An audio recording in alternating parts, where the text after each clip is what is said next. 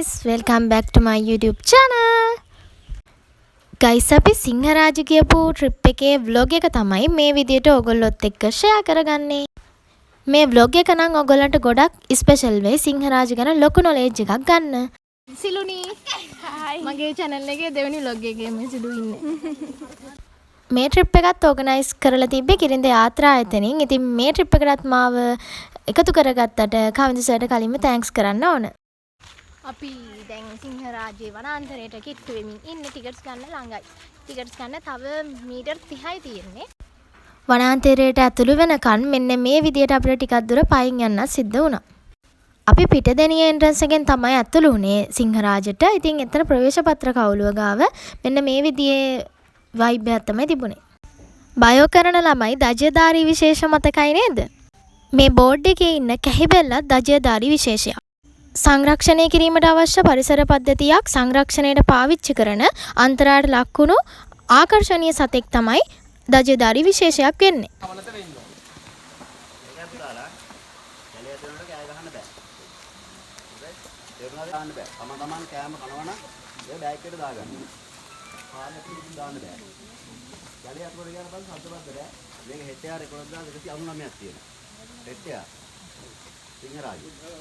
ඒවා අපි කැලේ අතන ඩෙකරේෂන් එකක් දෙනවා. ඉච්චරයි. පොලිසියෙන් කැලලක්වත් දාන්න බෑ කැලේ ඇතුලේ. එහෙනම් දැන් අපි කවුරුත් යන් සිංහරාජ බලන්න. අපි දැන් සිංහරාජ වලසි වනාන්තරයට ඇතුළලා ඉන්නේ. මේ විදියට ශ්‍රී ලංකාවට ඒකදේශික සත්තු ගැන එහෙම බෝඩ්ස් ගහලා තියෙනවා සිංහරාජ හැමතැනම වගේ. කූඩැල්ල දැකලා නැති කවුරු හරි ඉන්නව නම් ඔය ඉන්නේ කූඩැල්ලෙක්. සිංහරාජ පුරාම ඉතින් කූඩැල්ලෝ නම් ඉන්නවා. අපි දැන් සිංහරාජ වනාන්තරයේ ඇතුලේ ඉන්නේ. එතකොට සිංහරාජයේ දැන් මේක ලෝක උරුමයක් නේ. එතකොට ඒකදේශික සත්තුත් ගොඩක් ඉන්නවා.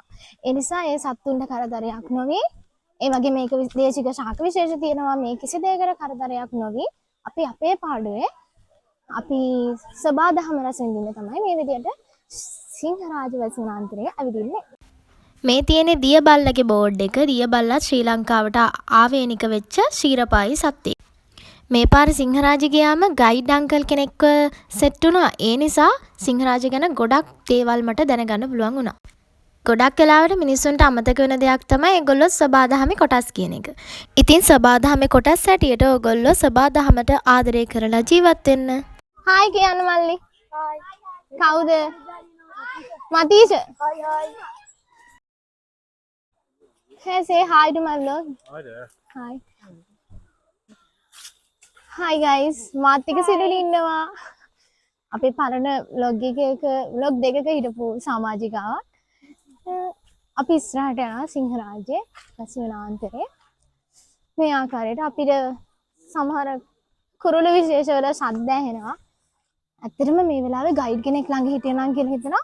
ගොඩක් දේවල් සිංහරාජයේ ඉගෙන ගන්න තියෙනවා.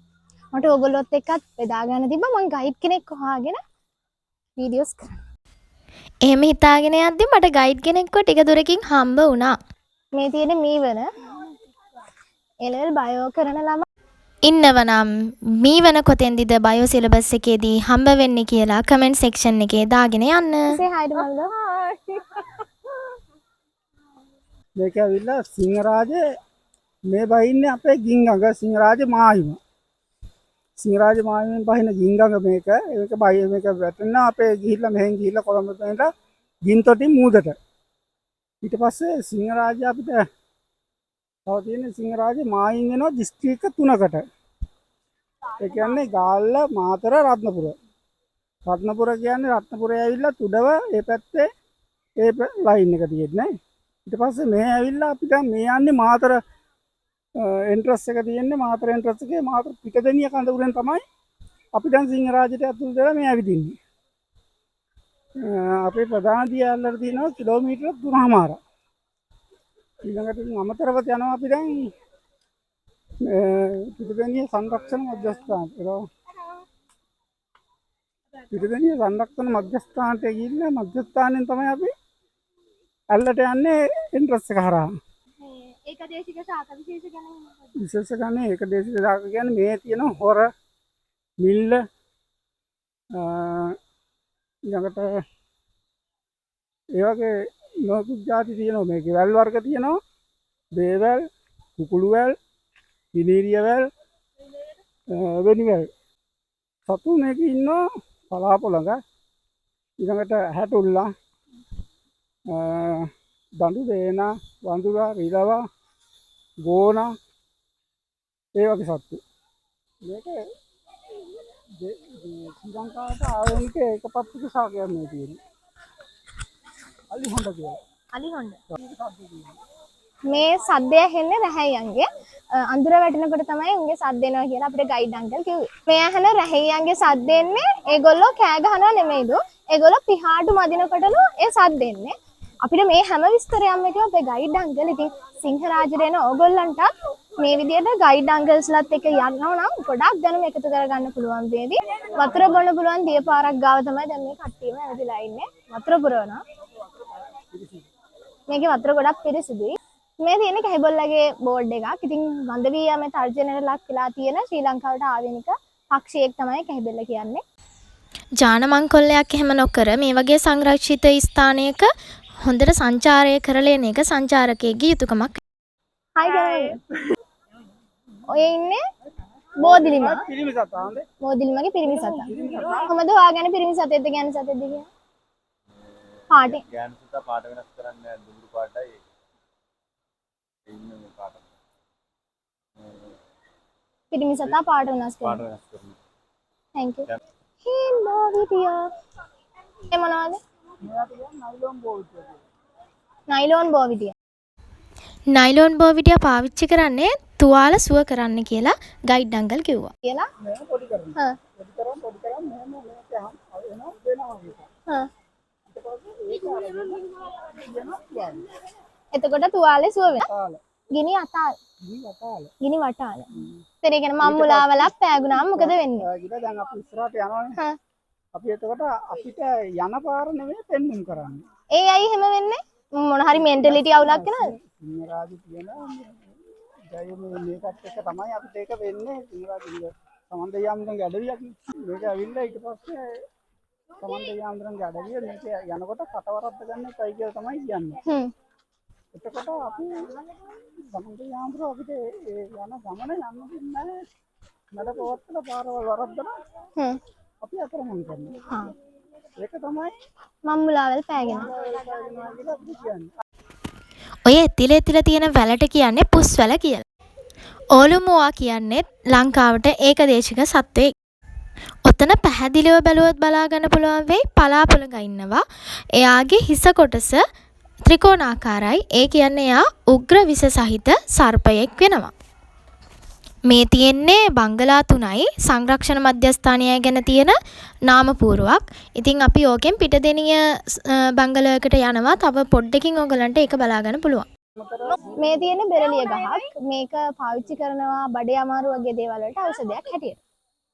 හරි. මේ පැරඩයිස් වෙච්ච ගහක් තියෙන ඇතුලේ. ඒ ගහේ වෙලිලා ආපු ඇටුවමක් තමයි මේ තියෙන්නේ. මේකට කියන්නේ නුග කියලා. මේක ඉන්ට්‍රස්ට් එකක් අපි අතනින් ටිකට් ගත්තද කියලා මෙතනින් තමයි සර්ච් කරන්නේ. මේ තියෙන්නේ වඳුරෙක්ගේ ඔලු කටුවක්. මේ තියෙන්නේ ඌරෙක්ගේ ඔලු කටුවක්. අනේ කුඩල්ලේ.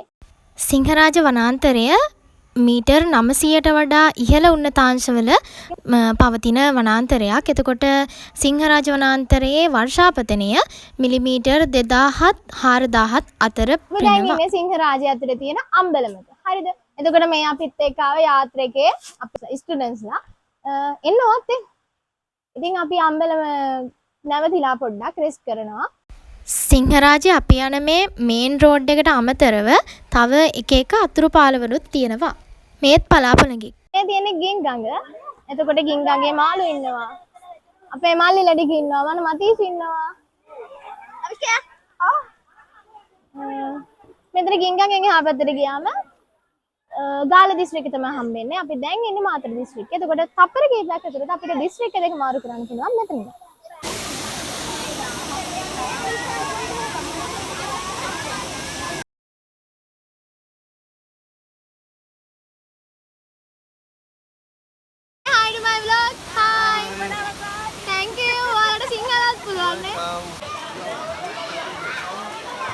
Hi.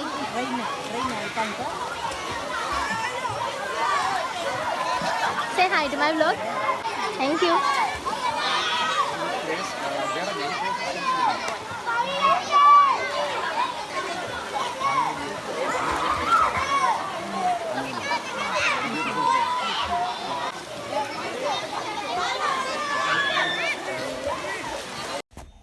කවුරුත් නාලා ඉවර වෙලා විසිර ගියාට පස්සේ හරිම කාමින් විදියට ගින්ගඟේ වීඩියෝ එකක් මම ওই විදියට ගත්තා.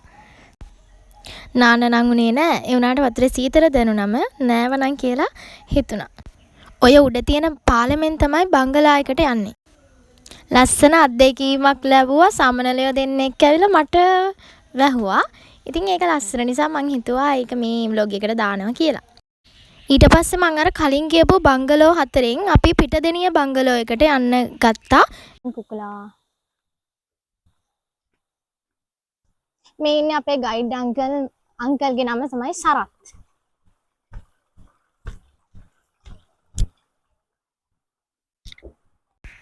මෙන්න මේ විදිහට තමයි පිටදෙනිය බංගලෝ එකට ඇතුළු වෙන වැල් පාලමට අපි ප්‍රවිෂ්ඨ වුණේ. ගාලෙන් රෙස්ට් එකට යන්න තියෙන්නේ කොන්ක්‍රීට් පාලමකින්. හැබැයි මේ මාතරෙන් රෙස්ට් එකට යන්න තියෙන්නේ මේ විදියට වැල් පාලමකින්. සිංහරාජ. මේක තමයි පිටදෙනිය නිවහන. එතකොට මෙතන භෝජනාගාරයක් තියෙනවා. ඊට අමතරව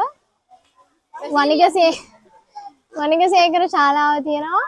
දේශන ශාලාව තියෙනවා. මෙතන ගහලා තියෙන බෝඩ් එක. මෙන්න මේ වැල් පාලමේ තමයි අපි ආවේ. මේ අපි දවල්ට කාපු තැන ගාල්ල මාතර රත්නපුර කියන දිස්ත්‍රික්ක තුනම සිංහරාජයට අයිති වෙනවා. ඉතින් මේ තියෙන්නේ මාතර දිස්ත්‍රික්කයට අදාළ පිටදෙනිය කියන බංගලෝ එක. ඉතින් මේක හරිම ලස්සනයි.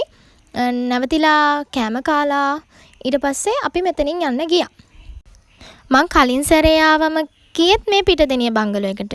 ඉතින් මං මාතරින්මනේ ගිය පාරත් ගියේ. ඉතින් මං ආසයි අනිත් බංගලෝ දෙකටත් දවසක යන්න.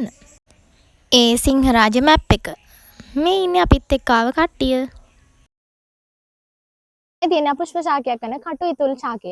මේකේ මල් හට ගන්න නැහැ. ඉතින් මේකේ බඩ තමයි ආහාරයට ගන්න. හොඳට අහන් ඉන්න. අවුඩු බාලයා කියන කුරුල්ලාගේ ශබ්ද තමයි ඔයගොල්ලන්ට ඇහෙන්නේ.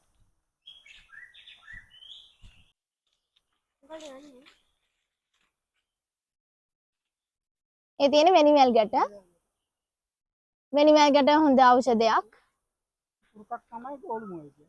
ගෝණගේ පොඩි සතා. එහෙම නැත්නම් ගෝණ පරපුරේ පොඩි සතා තමයි ඕලුමුවා කියන්නේ. ඒත් මෙහෙට ආවේනික සතෙක්. ගෝණත් මෙහෙට ආවේ. මේ තියෙන අලි හොඬ කියලා ශාකයක්.